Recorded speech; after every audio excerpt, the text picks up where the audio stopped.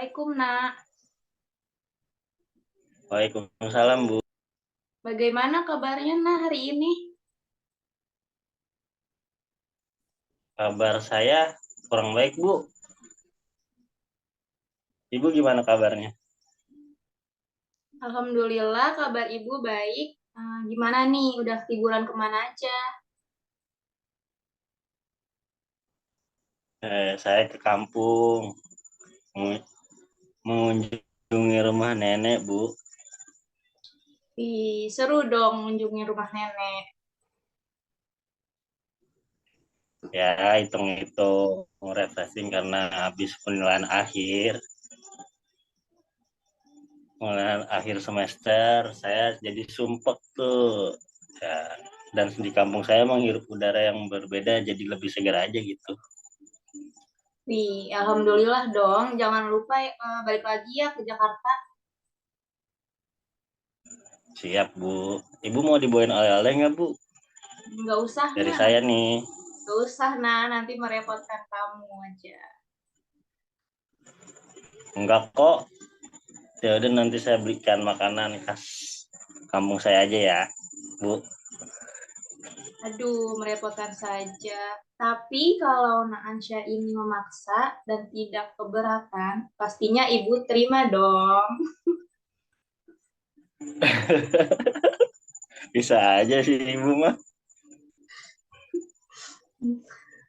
Oh ya, nak, sebelumnya Ibu mohon maaf banget nih, karena kita melaksanakan kegiatan konseling pada hari ini melalui virtual, di mana posisi Ansya ini sudah libur sekolah dan sesuai dengan permasalahan yang sedang dialami sekarang, maka proses kegiatan konseling hari ini melalui Zoom saja ya.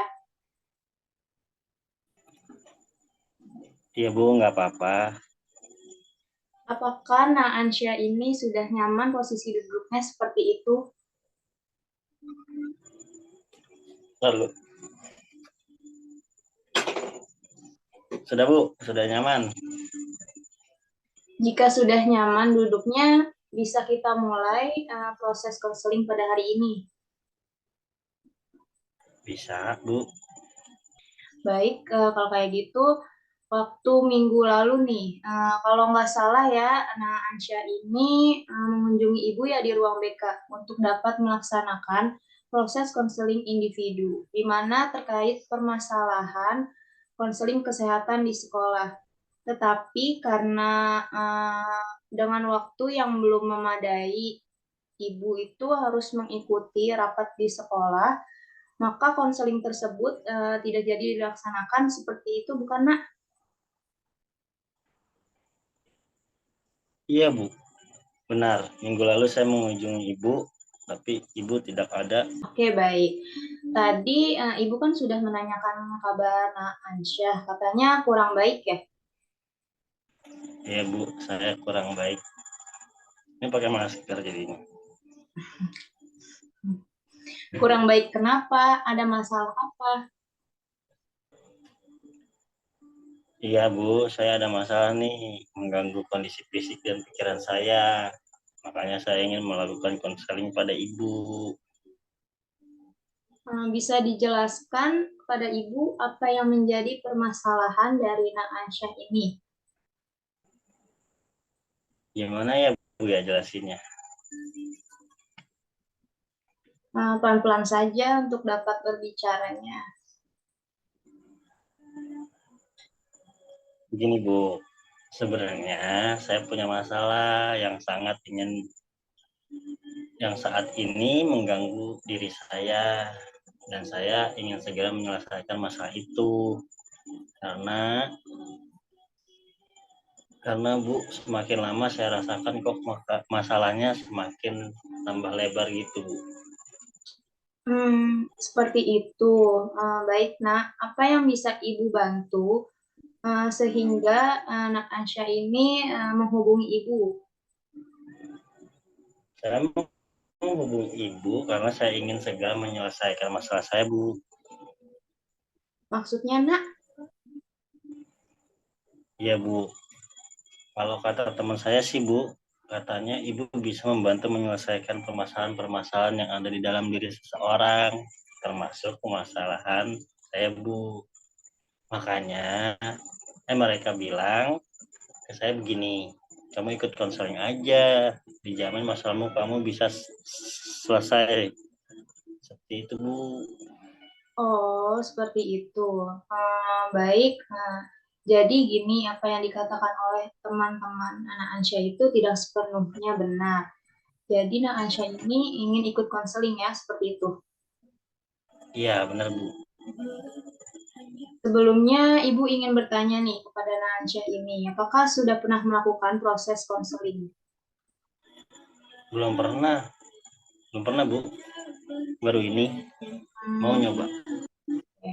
Baiklah, sebelum masuk ke pembahasan, Ibu akan menjelaskan apa itu arti konseling. Dengan penjelasan Ibu itu diharapkan nanti Nak Ansya ini memiliki sebuah gambaran mengenai proses konseling yang akan kita jalankan nanti. Baik, Bu. Ya, jadi gini Nak, konseling itu merupakan sebuah proses bantuan yang dilakukan oleh konselor yang ahli di bidangnya kepada klien atau konseli. Klien di sini seperti Nak Ansya yang sedang membutuhkan suatu bantuan untuk dapat memecahkan permasalahan, di mana konseli dituntut untuk aktif dalam menyelesaikan permasalahannya. Nah, dengan bantuan strategi konseling yang diberikan oleh konselor atau ibu sendiri. Dan waktu pertemuan ini hanya sekitar 45 menit hingga 1 jam. Jika dalam waktu tersebut masalah anak Aisyah ini belum tuntas, maka nanti akan dilanjutkan pada pertemuan selanjutnya. Apakah penjelasan dari ibu ini sudah cukup jelas?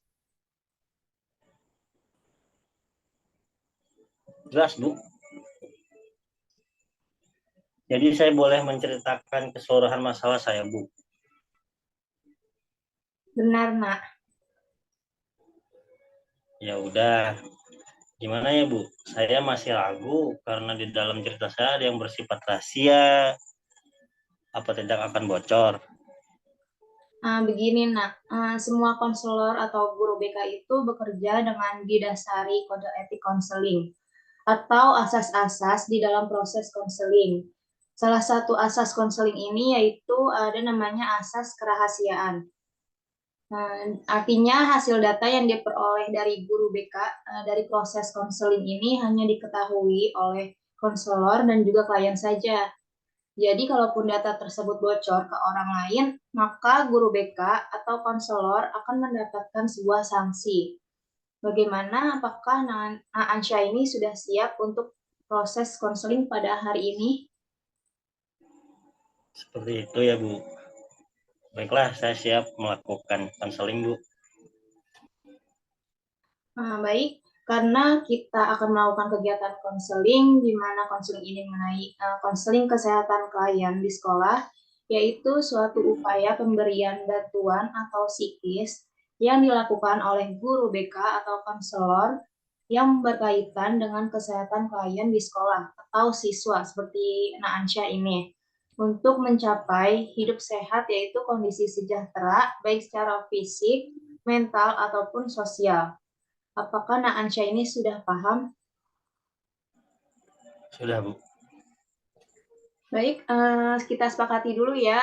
Kira-kira untuk proses kegiatan konseling hari ini ingin berapa lama nih? Setengah jam atau 30 menit aja dah, Bu. Cukup. Baik, berarti kita sepakat nih untuk waktu 30 menit gitu ya. Iya, Bu. Baik, sekarang Ansya coba ceritakan apa yang menjadi masalah sehingga Ansya ini datang ke ibu atau menghubungi ibu. Jadi gini, Bu. Sebelumnya saya minta maaf ke Ibu ya. Saya sudah merokok diam-diam di belakang halaman sekolah. Ya, terus? Saya merokok setiap sebelum mulai jam pelajaran dan juga setelah pulang sekolah di belakang halaman. yang ada pohon besarnya itu. Saya dan juga teman-teman saya merokok di sana, Bu, karena saya sering merokok, tubuh saya menjadi kurang fit sekarang nih. Oke, jadi Naansya ini dan teman-teman itu sering merokok di halaman belakang sekolah. Dan karena Naansya ini sering merokok itu dampaknya membuat tubuh jadi nggak sehat, seperti itu ya. Ya, benar, Bu. Baik, bisa diceritain nggak gimana sih awal mulanya sehingga Naansya ini menjadi perokok? Saya sih awalnya coba aja. Saya terus menerus karena saya tidak merokok. Dan sebagai laki-laki saya tidak boleh menjatuhkan harga diri saya dong, Bu. Kemudian teman saya ini menantang saya untuk merokok. Dan pada akhirnya saya mengikuti tantangan teman saya sehingga saya ingin menjadi terbiasa untuk merokok, Bu. Terus apakah orang tua Naansya ini sudah mengetahui kalau Naansya ini merokok? Tidak, Bu. Orang tua saya melarang untuk merokok, tapi karena saya diajak oleh teman, maka saya mengikuti aja ajakan tersebut. Baik, pada saat itu apa yang terjadi di dalam diri Naansya ini akibat dari merokok? Kan tadi katanya menjadi terganggu ya kesehatannya. Dan karena sudah terbiasa merokok terus, tubuh saya menjadi lemah, Bu, sering batuk, kemudian sering pusing juga. Di depan orang tua saya pura-pura sehat aja, Bu, tapi pas sudah masuk ke dalam kamar saya mengeluh terus. Seperti itu. Karena Naansya ini sudah terlalu sering merokok, sehingga berdampak bagi kesehatan tubuh Naansya. Dan Naansya ini merokok secara diam-diam ya dari orang tua. Terus apa yang dirasakan oleh Naansya ketika Naansya ini merokok diam-diam dari orang tua? Tentunya sih saya merasa kecewa banget, Bu, merasa sedih dan merasa bersalah karena saya sudah mengecewakan orang tua saya dengan merokok secara diam-diam, sehingga diri saya menjadi sakit dan orang tua saya belum mengetahuinya. Ibu bisa memahami apa yang Naansya rasakan. Nah, boleh Ibu tahu kenapa Nansha ini menerima ajakan teman untuk dapat merokok? Setahu Ibu, Nansha ini siswa yang anti sama rokok. Seperti yang sudah saya jelaskan tadi, Bu, saya hanya mencoba menerima tantangan dari teman saya, tapi semakin hari semakin enak tuh untuk merokok, apalagi dicampur kopi. Dan menjadi terus-menerus, Bu. Awalnya saya juga menolak, tetapi teman saya langsung menaruh rokok tersebut ke mulut saya, Bu. Dan saya disuruh menghisap. Akhirnya saya menghisap rokok tersebut dengan menjadikan terus-menerus merokok. Yang menjadi beban pikiran saya, Bu, saya itu merokok ngumpet-ngumpet dari ibu dan dari orang tua saya. Ngumpet-ngumpet tersebut fisik saya menjadi lemah. Dan saya harus berbuat apa ya, Bu, untuk membicarakan ke orang tua saya, karena saya takut dimarahi. Saya juga takut jika harus berbicara mengenai kondisi fisik saya yang menurun akibat merokok. Saya bingung, Bu. Gini nak, kamu kan sudah tahu bahaya merokok itu apa.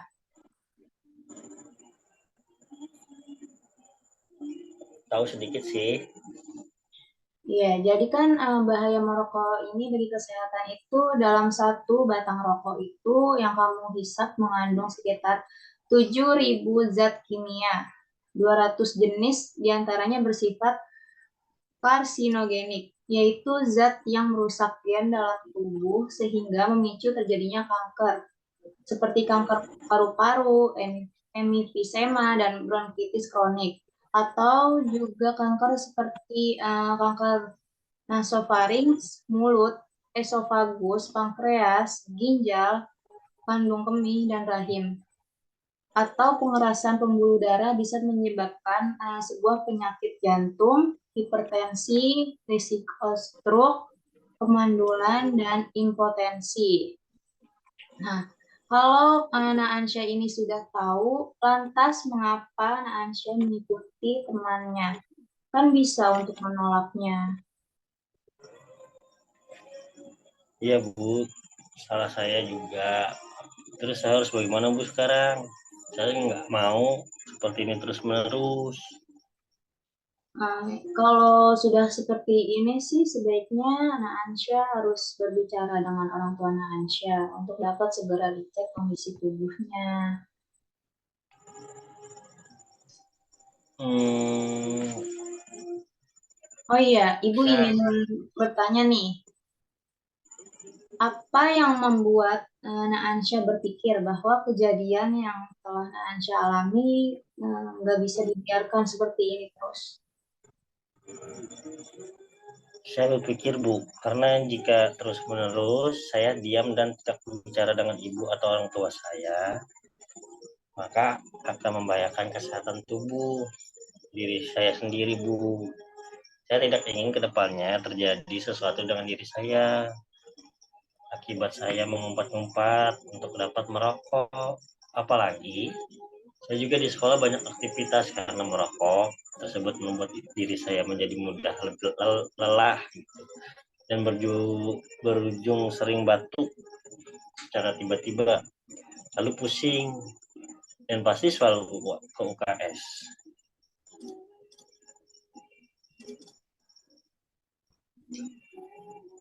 Bagus sekali kalau Naansya ini ada keinginan untuk ke arah yang lebih positif ya. Selain timbul rasa ingin merubah pikiran di dalam diri untuk hidup sehat, apakah Naansya ini mempunyai cara lain untuk dapat mengatasi permasalahan yang dialami di dalam diri sendiri?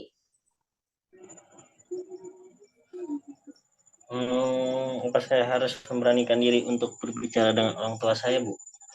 Terkait saya merokok dan dampak dari merokok di tubuh saya. Kalau menurut Ibu ya, sebaiknya Naansya ini berbicara dengan orang tuanya. Nah, kamu saja berani kan untuk berbicara langsung dengan ibu sebagai guru BK, dengan kamu berbicara ke orang tua kamu, nanti pastinya akan dijaga kondisi kesehatanmu. Tapi saya takut dimarahin, Bu. Jadi gini, kamu lebih memilih untuk diam saja dan lama-kelamaan kondisi kamu menurun sehingga aktivitas di sekolah tidak berjalan dengan apa yang kamu mau, atau kamu memilih untuk dapat berbicara langsung ke orang tua kamu sendiri walaupun nantinya dimarahin, tetapi orang tua kamu mau kondisi anaknya terus sehat.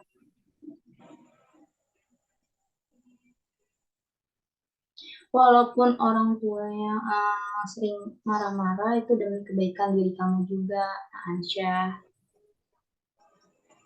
Oh, seperti itu ya, Bu. Baik, saya akan coba untuk memberanikan diri berbicara dengan orang tua saya mengenai kondisi saya akibat merokok.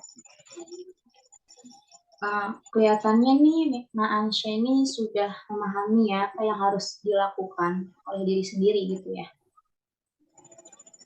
Iya, Bu. Tapi saya masih bingung nih untuk nantinya menolak keajakan teman saya untuk merokok. Ketakutan seperti itu harus Naansya hilangkan demi kesehatan diri sendiri. Dan tadi Naansya ini sudah bertekad untuk berhenti merokok demi kesehatan. Itu menurut Ibu sih sudah benar ya. Dan Ibu yakin Naansya ini bisa melakukannya. Iya, Bu. Insya Allah saya bisa melakukannya untuk kesehatan diri saya sendiri. Dan akibat dari merokok tersebut sangat mengganggu kegiatan untuk saya di sekolah, Bu. Dan mungkin ini cara yang terbaik untuk saya. Iya betul nak, Ibu rasa Nancy ini sudah mantap ya dengan keputusan yang sudah diambil. Ibu akan mendukung usaha yang Nak Ansyah lakukan. Iya Bu, saya sudah yakin dengan niat saya ini, saya akan berbicara dengan orang tua saya, kemudian saya akan menjauhkan rokok demi kesehatan tubuh saya. Bagus sekali tekad Nak Ansyah ini. Baik, sebelum kita menutup konseling, pada hari ini gimana nih perasaan dari Nak Ansyah sekarang?